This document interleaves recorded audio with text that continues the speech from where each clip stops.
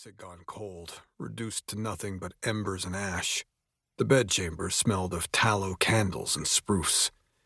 Burgess stood at attention in front of the mantel, awaiting permission to speak.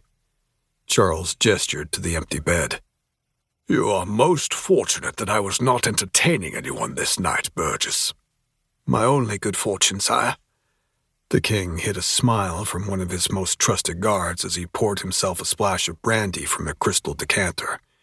He strode to the opposite side of the chamber and plopped down in the center of the divan before taking a sip. "Now, what was of such great importance to warrant disturbing my sleep at this hour?" Burgess met his gaze. "Thieves have accosted the tower tonight." Charles lowered the glass. Unblinking, he awaited the rest of Burgess's story. Burgess flexed his fingers closed and then open. He wasn't one for fidgeting, but upsetting the king wasn't something to take lightly. There were torture devices in the White Dungeon he'd rather withstand. "We have the finest guards under God's creation, and I have faith in your command." Charles tipped his head to one side. "Are you at a loss for how to deal with the intruders, then?" "No, of course not." Burgess pulled in a deep breath. "Best to just get it out there." "I fear your faith might be misplaced this night. The crown jewels, Your Majesty. They are missing." 1. Carter Mosley glided along beneath the ocean waves mere yards from a 30-foot black and white orca. The majestic member of the dolphin family dwarfed even the tall, muscular shipwreck hunter. Mosley, an experienced deep-water diver, was keenly aware of how dangerous the animal often referred to as a killer whale could be. A single swipe of the creature's tail might leave him paralyzed, or worse. The honey-voiced baritone narrator looked up from the page. Flynn Harding, the director, pointed to Carter and mouthed, "You're on." Carter leaned toward the microphoned windscreen and began to read from the script.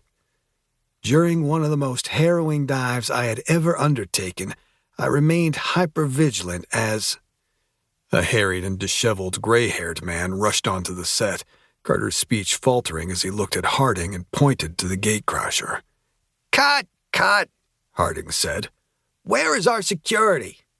"I'm terribly sorry, Mr. Harding," a uniformed security guard said, catching the man's arm.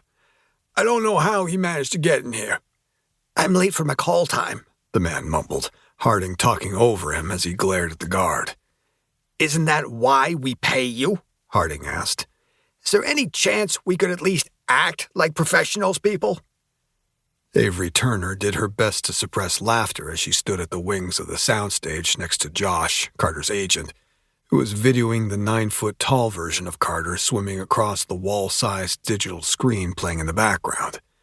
Avery watched the guard lead the older man away with mild interest. He looked more lost than dangerous. "Just get him off my set," Harding waved one hand at the guard. "No one else go anywhere. Reset, we'll go again." The bespectacled narrator looked annoyed, reaching for his cigarettes. Harding got up from his chair and approached Carter. "Everything okay, Carter, baby? You seem a bit off." "No, I'm good," Carter said, suppressing an eye roll at Harding's extreme overuse of the word baby. It was like his own little version of Pig Latin. He just squished it onto the end of everyone's name. Well, everyone he thought was important. And every time he said it, it came out faster, almost more like one word than two at this point. "Actually, you aren't," Harding said, squinting his disapproval before he flashed a grin. "Sorry, Carter, baby. No offense meant." One word mark officially crossed. Carter stared at the camera behind Harding. "None taken, I think," Carter said. "What do you mean I'm not good?" "Well, you're talking too fast. You seem a little amped up."